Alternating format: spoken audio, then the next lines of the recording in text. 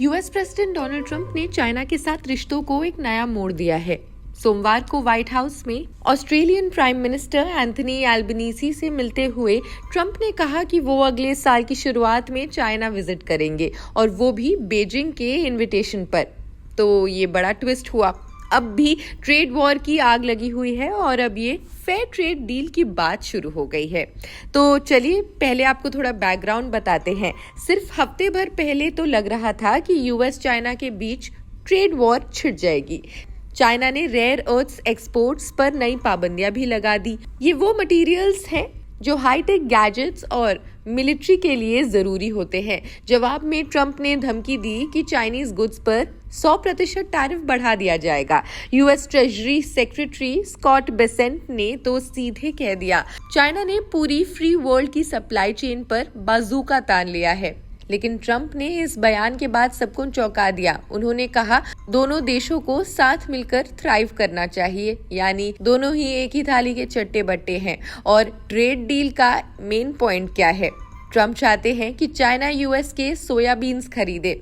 ये mid western farmers के लिए एक लाइफलाइन है।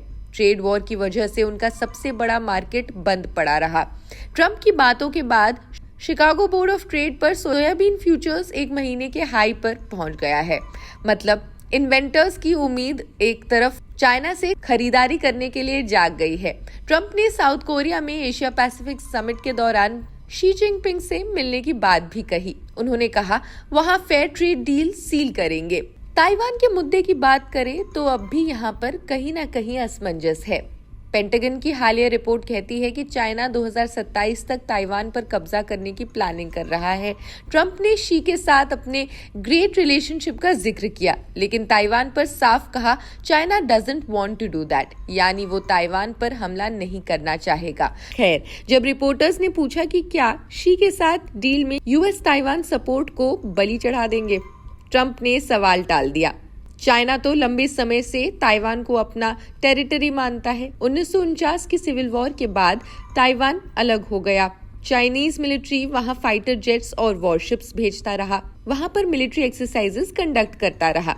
यूएस आधिकारिक तौर पर ताइवान को कंट्री नहीं मानता, लेकिन लॉ के तहत हथियार देना पड़ता है सेल्फ डिफेंस के लिए। जो बाइडेन ने भी कई बार कहा था कि अगर चाइना ताइवान पर चढ़ा तो यूएस मिलिट्री पूरी तरह से ताइवान का समर्थन करेगी। जून में यूएस डिफेंस सेक्रेटरी पीट हेग्सेथ ने सिंगापुर के शंग्रीला डायलॉग में चाइना को रीजनल थ्रेट भी कह दिया। चाइना की मिनिस्ट्री ऑफ फॉरेन अफेयर्स ने भी तुरंत जवाब दिया।